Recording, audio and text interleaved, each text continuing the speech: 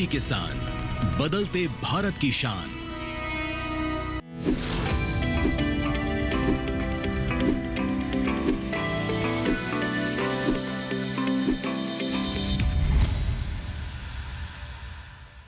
नमस्कार, स्वागत है आपका सरकार आपके साथ में। मैं हूं अंजू सिंह। आज के कार्यक्रम में हम बात करेंगे पीएम उच्चतर शिक्षा प्रोत्साहन योजना के बारे में। इस योजना का मकसद ये है कि गरीब वंचित वर्ग के लोगों को भी शिक्षा का हक मिले और धन के अभाव में वो पीछे ना रह जाएं। सही मायने में अगर हम कहें कि इस योजना का मकसद है सबके साथ और सबके विकास की, तो ये बात बिल्कुल सही होगी, कोई इसमें दो राय नहीं है। तो चलिए कार्यक्रम की शुरुआत करते हैं और सबसे पहले आपको बताते हैं कि कैसे हमारे वो छात्र जो कि आगे बढ़ना चाहते हैं उन्हें इस योजना से नए दरवाजे मिलते हैं, नई राह मिलती है। नजर डालते हैं योजना के सार में।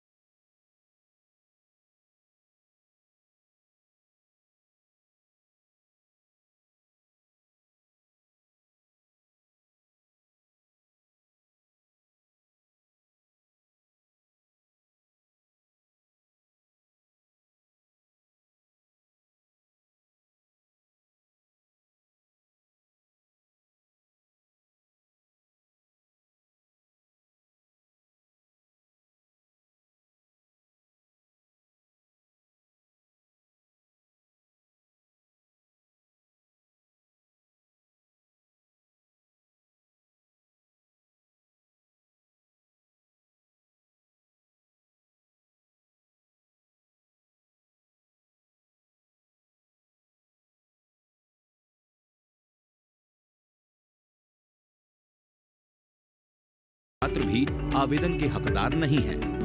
पीएम उच्चतर शिक्षा प्रोत्साहन योजना के लिए 4.5 लाख रुपए सालाना तक की आय वाले परिवार को पात्र माना गया है। आय प्रमाण पत्र सिर्फ पहली बार आवेदन कर रहे विद्यार्थियों को ही जमा करना है। किसी छात्र या छात्रा की ओर से कॉलेज या संस्थान बदल लेने की दिशा में छात्रवृत्ति को जारी रखा जा सकता है और उसका नवीनीकरण भी हो सकता है। शर्त यह है कि नए कॉलेज या संस्थान के पास वैध ऐश कोड होना चाहिए। इस कोड को aishe.gov.in पर जाकर चेक किया जा सकता है। अगले साल नवीनीकरण के लिए पिछली कक्षा में कम से कम 50% अंक और 75% उपस्थिति जरूरी है। अनुशासनात्मक, आपराधिक व्यवहार या रैगिंग की शिकायत मिलने पर छात्रवृत्ति की सुविधा हटाई जा सकती है। अगर आप भी इस योजना का लाभ लेना चाहते हैं या नवीनीकरण कराना चाहते हैं तो scholarships.gov.in पर जाकर ऑनलाइन आवेदन कर सकते हैं। सीधे शिक्षा मंत्रालय को भेजे गए आवेदन स्वीकार्य नहीं है।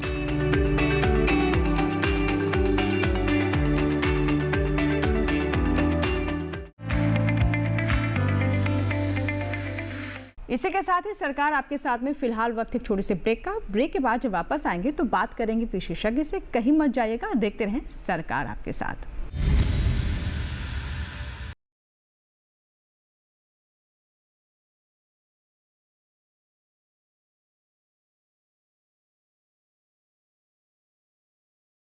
अगर आपकी मछलियों में लाल चकत्ते दिखाई दे रहे या मछलियां मरकर पानी के किनारों पर आ रही, मछलियां हो सकती हैं मौसमी बीमारी का शिकार, जो मछली पालकों को पहुंचा सकती हैं बड़ा नुकसान।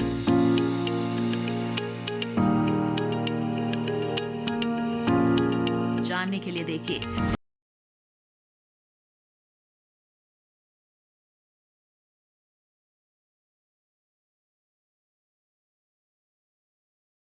दूरदर्शन किसान चैनल पर।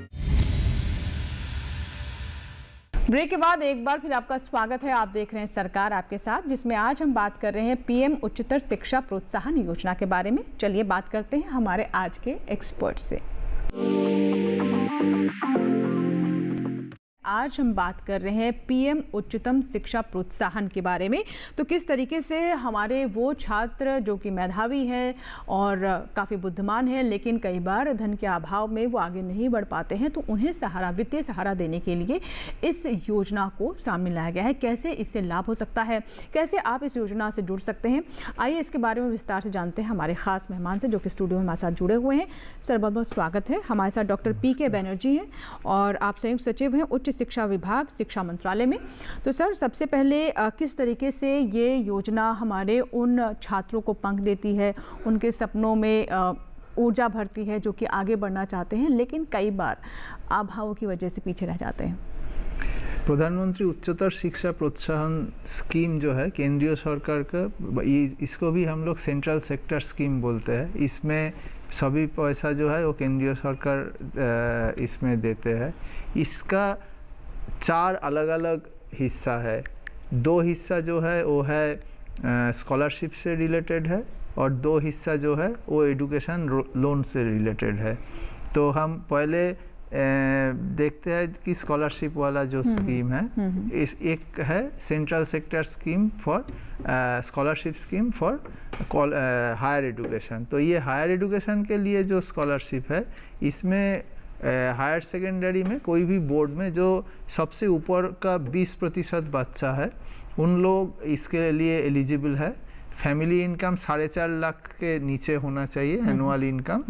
फिर वो नेशनल स्कॉलरशिप पोर्टल में इसका टाइम आता है जब कॉलेज में दाखिल होता है, उसी टाइम से शुरू हो जाता है। जुलाई टू दिसंबर तक नॉर्मली ओपन रहता है।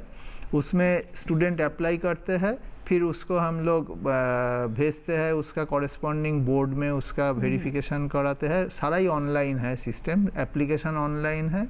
उसके बाद वेरिफिकेशन जो है वो उनका कॉलेज से होगा, स्टेट बोर्ड से होगा, वो सब ऑनलाइन होके आता है।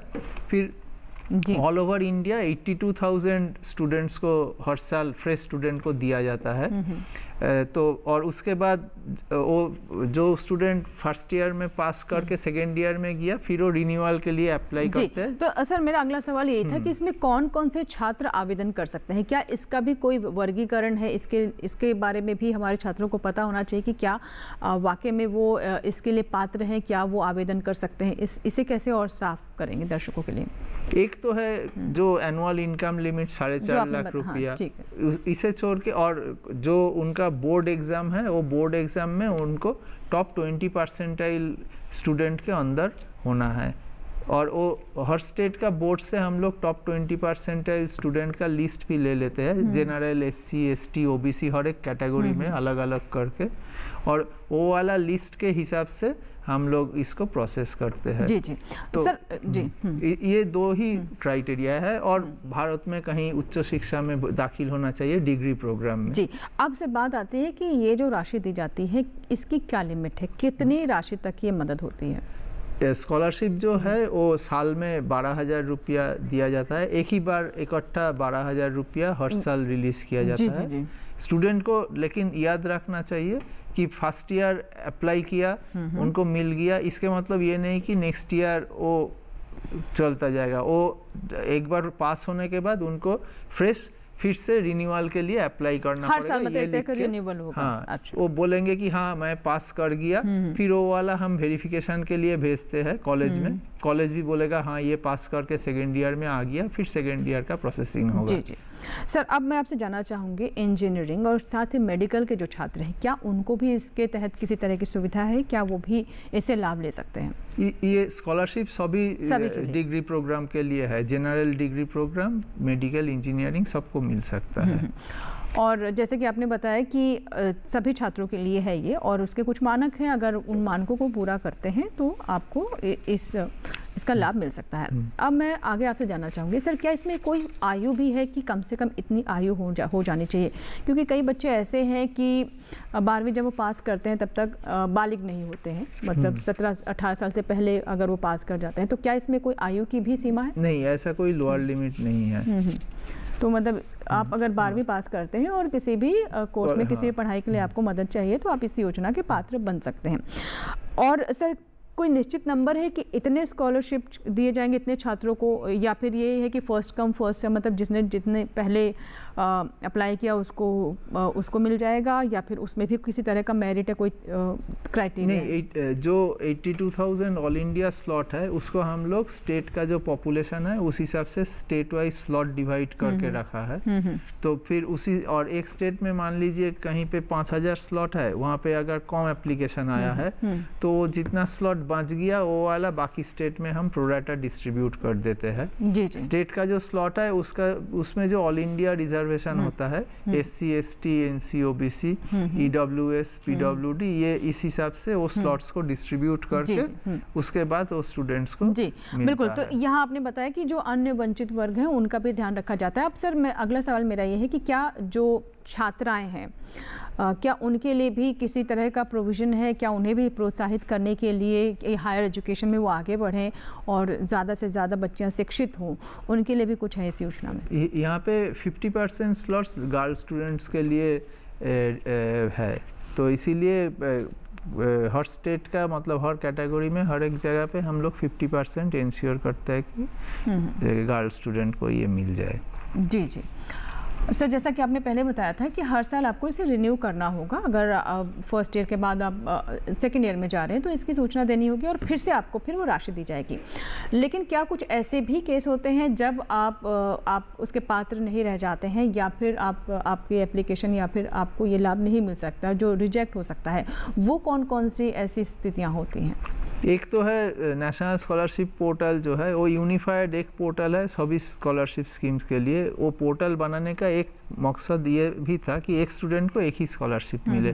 तो कोई एक स्टूडेंट अगर कोई दूसरा स्कॉलरशिप ले रहे हैं तब वहाँ पे हम लोग आधार बेस्ड डीडुप्लीकेशन करते हैं, और डीडुप्लीकेशन में अगर देखा गया कि वो स्टूडेंट दूसरा कोई स्कॉलरशिप ऑलरेडी ले रहा है तो फिर इसमें उनको लाभ नहीं मिलेगा, तो उनको हम एक्सक्लूड कर देते हैं।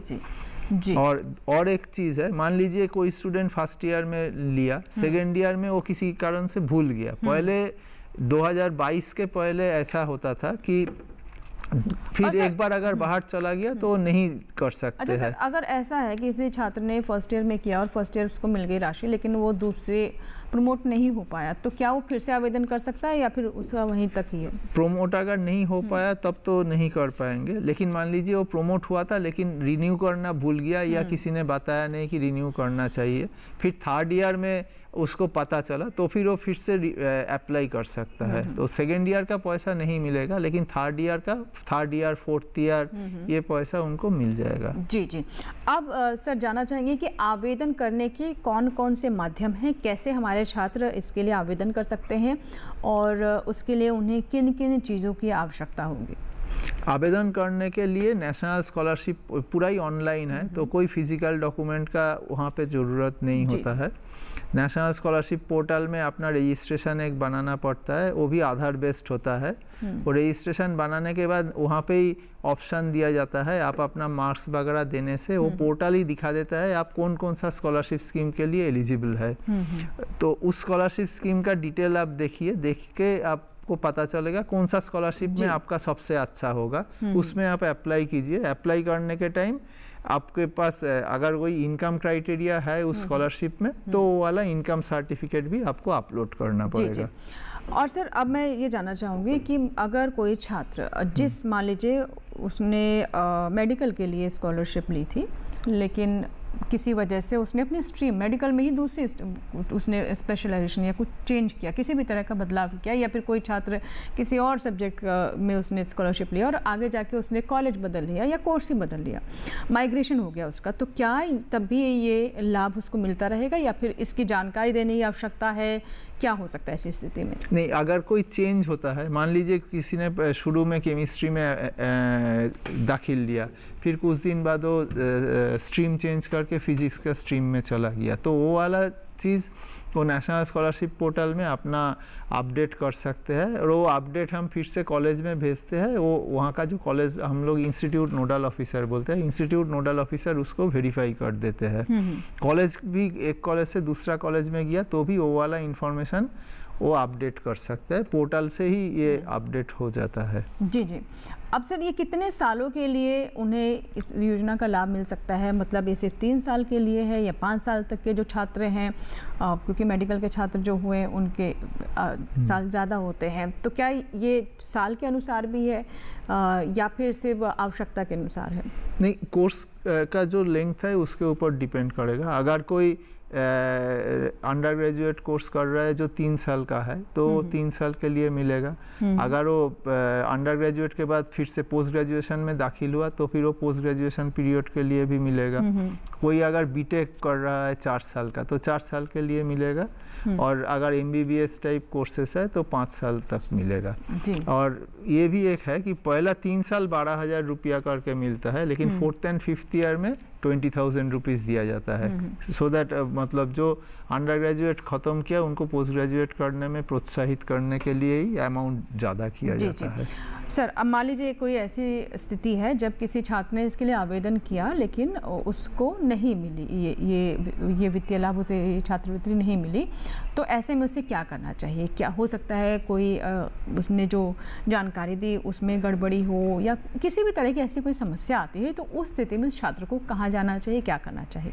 एक तो है कि जो कट ऑफ डेट है उसके पहले अगर उनको कोई जानकारी पहले जो उन्होंने दिया है उसमें कोई गलती उनको याद आ गया तो ऑनलाइन वो खुद अपना आईडी में लॉगिन करके उसको करेक्शन कर सकते हैं। और अगर कट ऑफ डेट ख़त्म हो गया तो भी वो अपना इंस्टीट्यूट में जाके इंस्टीट्यूट लेवल नोडल ऑफिसर को अगर बताते हैं तो इंस्टीट्यूट लेवल नोडल ऑफिसर जब वेरीफाई करते हैं तब वो अपना आईडी से उसको रिवाइज कर सकते हैं। और इन जनरल वहाँ पे नेशनल स्कॉलरशिप पोर्टल में ग्रीवांस का भी ईमेल आईडी और टेलीफोन नंबर सारा ही अवेलेबल है, वहाँ पे भी वो संपर्क करके उनसे हेल्प ले सकते हैं। जी जी सर, इसके साथ ही मैं आपसे भी जानना चाहूँगी कि क्या इस योजना का फोकस जो हमारे ग्रामीण क्षेत्र के छात्र हैं, क्योंकि उन्हें प्रोत्साहन दिया जा सके, वो आगे बढ़ सके और किसी अभाव की वजह से वो हायर एजुकेशन में ना जाए, इस तरह की अड़चनें ना हो, इसी का यही मकसद है इसके पीछे, तो क्या इसमें कुछ ऐसा विशेष फोकस भी है कि जो हमारे ग्रामीण छात्र हैं उन्हें ज़्यादा तरजीह दी जाए, या फिर चाहे ग्रामीण छात्र हो या शहरी हो सबके लिए समान अवसर है इसमें? ग्रामीण शहरी दोनों के लिए इसमें तो समान अवसर है, सभी के लिए समान अवसर है। जी जी बिल्कुल। तो देखा आपने कि किस तरीके से इस योजना से जुड़कर हमारे छात्र आगे बढ़ सकते हैं और इससे उन्हें वित्तीय बल मिलता है, आत्मविश्वास बढ़ता है और जो पढ़ाई के रास्ते में अड़चनें आ सकती थी, दुविधाएं आ सकती थी, उन्हें दूर करने का प्रयास सरकार की तरफ से भी किया जा रहा है। अब सर, आप हमारे छात्रों को क्या कहना चाहेंगे? कई बार जानकारी का भी अभाव होता है, सही सोर्स नहीं मिलता है और उन्हें पता ही नहीं होता है कि उनके लिए किस किस तरह की योजना है, कहाँ कहाँ वो जा सकते हैं, तो उन्हें किस तरह से आप प्रोत्साहित करना चाहेंगे? एक तो ये जो नेशनल स्कॉलरशिप पोर्टल है, यहाँ पे गवर्नमेंट का करीब 100 अलग अलग स्कॉलरशिप स्कीम्स का विस्तृत रूप से जानकारी है। तो वो एक सिंगल स्टॉप सॉल्यूशन है ये जानकारी लेने के लिए सभी स्टूडेंट्स का। और यहाँ पे जो स्कॉलरशिप अवेलेबल है वो वहाँ से ले सकते हैं। इसके छोड़ के हम लोगों का उच्च शिक्षा मंत्रालय के तरफ से जो इंटरेस्ट सबवेंशन का स्कीम है और फिर क्रेडिट गारंटी का भी स्कीम है, ये स्कीम्स का जानकारी हम लोग जो हमारा डिपार्टमेंट ऑफ हायर एजुकेशन का वेबसाइट है वहाँ पे भी इसका जानकारी है। तो दोनों स्कॉलरशिप के लिए नेशनल स्कॉलरशिप पोर्टल अच्छा है क्योंकि जितना मंत्रालय है सभी का स्कॉलरशिप वहाँ पे ऑनबोर्डेड है, वो एक ही जगह में स्कॉलरशिप का इंफॉर्मेशन मिल जाए। और जो interest subvention credit guarantee related जो स्कीम्स है हम लोगों का, वो हमारा डिपार्टमेंट का पोर्टल से जानकारी मिल जाएगा। सर, अंत में एक और सवाल आपसे कि क्या छात्रों के पास अपना खाता होना चाहिए तभी उन्हें ये राशि मिलेगी? क्या इसे उन तक पहुँचाने का तरीका क्या है? नहीं, स्टूडेंट को अपना सेविंग्स अकाउंट बनाना चाहिए स्कॉलरशिप के लिए, क्योंकि जो आधार और वो सेविंग्स अकाउंट आधार से लिंक होना चाहिए। तो वो बैंक में जाके वो अपना आधार देके उनको बताए कि ये आधार लिंक्ड सेविंग्स अकाउंट होगा, क्योंकि आजकल जो हम लोग डायरेक्ट बेनिफिट ट्रांसफ़र भी जो करते हैं, जो आधार लिंक्ड सेविंग्स अकाउंट है वहाँ पे स्कॉलरशिप का अमाउंट भेजते हैं डायरेक्टली। जी बिल्कुल सर, इससे पहले भी कुछ ऐसी योजनाएं चलाई जा रही हैं जो विशेष तौर पर छात्रों के लिए और हायर स्टडीज़ के लिए, ये उनसे कैसे भिन्न है? ये जो उच्चतर शिक्षा प्रोत्साहन में हम लोगों का स्कॉलरशिप स्कीम जैसे है, ऐसे ही हम लोगों का एजुकेशन लोन रिलेटेड भी स्कीम्स है।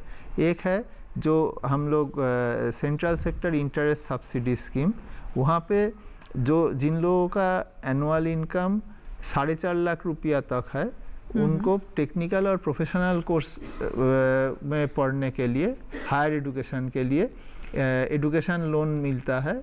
तो 10 लाख रुपया तक जो एजुकेशन लोन है, उसमें जो मॉरेटोरियम पीरियड, उसमें हम लोग फुल इंटरेस्ट सबवेंशन देते हैं। ये और एक स्कीम जो सितंबर 2015 में शुरू किया गया था, वो वाला स्कीम है credit guarantee fund scheme for education loan. उसमें जो लोन 7.5 लाख रुपया तक जो एजुकेशन लोन है, उस एजुकेशन लोन पे केंद्रीय सरकार के तरफ से जो क्रेडिट गारंटी केंद्रीय सरकार के तरफ से दिया जाता है, 75% ऑफ आउटस्टैंडिंग डिफ़ॉल्ट इसमें क्रेडिट गारंटी दिया जाता है। ये भी एजुकेशन लोन रिलेटेड हो गया। तो ये 2 एजुकेशन लोन रिलेटेड स्कीम हम लोग चलाते हैं। और पार्टिकुलरली टेक्निकल प्रोफेशनल कोर्स, जो हमारा ये फुल इंटरेस्ट सबवेंशन है, टेक्निकल प्रोफेशनल कोर्स होना चाहिए, और जो इंस्टीट्यूट है वो NAAC एक्रेडिटेड इंस्टीट्यूट होना चाहिए, और जो कोर्स हो रहा है वो NBA एक्रेडिटेड होना चाहिए। और ऑल्टरनेटिवली वो जो इंस्टीट्यूट्स ऑफ नेशनल इम्पोर्टेंस वो हो सकते हैं, या जितना रेगुलेटरी कमीशंस है जैसे medical commission, nursing commission, dental council, bar council, इनसे अप्रूव्ड कोर्सेज चलाते हैं, ये सब इसका लाभ ले सकते हैं। तो बहुत बहुत शुक्रिया सर, आपने बहुत विस्तार से हमारे दर्शकों को, हमारे छात्रों को जानकारी दी, और हमें पूरी उम्मीद है कि ये जानकारी उनके लिए बहुत लाभकारी साबित होगी। कई बार जानकारी ना होने से भी कई कठिनाइयाँ खड़ी हो जाती हैं, और जब आप तक सही जानकारी सही सोर्स से पहुँचती है तो आपको भी एक आत्मविश्वास मिलता है, आगे बढ़ने का जज्बा बनता है। बहुत बहुत शुक्रिया सर स्टूडियो में आने के लिए, और हमारे दर्शकों को, हमारे छात्रों तक इतनी महत्वपूर्ण जानकारी पहुँचाने के लिए बहुत बहुत धन्यवाद। Thank you. तो ये था हमारा आज का सरकार आपके साथ, और जिसमें हमने आपको विस्तार से बताया कि कैसे हमारे दर्शक, हमारे किसान, हमारे छात्र, ग्रामीण परिवेश में रहने वाले वो युवा जो आगे बढ़ना चाहते हैं, लेकिन कई बार धन एक बड़ी समस्या बनकर सामने आती है, उसका समाधान इस योजना के अंतर्गत किया गया है। बस आवश्यकता ये है कि आप सही जगह पहुँचें और इस योजना से जुड़े और लाभ लें। ज़्यादा से ज़्यादा छात्र जब इस योजना से जुड़ेंगे, वो और बेहतर अपने क्षेत्र में अपनी पढ़ाई में कर पाएंगे। और जब कहते हैं कि शिक्षित राष्ट्र मतलब अंतर्राष्ट्रीय स्तर पर हमारी साख भी और मजबूत होगी, विश्व पटल पर अपनी छाप छोड़ने में हम कामयाब होंगे। अगर आपके कोई सुझाव हैं, या फिर आप आज के कार्यक्रम में कोई जानकारी हम तक पहुंचाना चाहते हैं, कोई फीडबैक देना चाहते हैं, तो आप हमें ईमेल कर सकते हैं। हमारा ईमेल आईडी नोट कर लें। हमारा ईमेल आईडी है sarkaraapkesaath@gmail.com। आप हमें सोशल मीडिया के माध्यम से भी संपर्क कर सकते हैं। इसके लिए फेसबुक पर जाएं, सर्च में सरकार आपके साथ टाइप करें, हमारा आईडी खुल जाएगा, जिसे आप फॉलो कर सकते हैं। मैसेंजर या फिर वॉल पर सवाल लिखकर हम तक पहुँचा सकते हैं। एक और आसान तरीका है सरकार आपके साथ कार्यक्रम का कॉल सेंटर। जी हाँ, 1800-1130-60, ये हमारा कॉल सेंटर नंबर है, जिस पर आप कॉल करके सुबह 6 बजे से रात 10 बजे के बीच कॉल करें, अपनी बात इसे रिकॉर्ड करवाएं। ये नंबर आपके लिए सोमवार से शनिवार उपलब्ध रहेगा, और अपनी बात हम तक पहुँचाएँ। आपके सभी सुझाव, आपकी बात, आपके सवाल हम तक पहुँच जाएंगे। सरकार आपके साथ में फ़िलहाल इतना ही। एक नए अंक में कुछ और नई जानकारियों के साथ फिर होगी आपसे मुलाकात। तब तक आप बने रहें दूरदर्शन किसान के साथ। नमस्कार।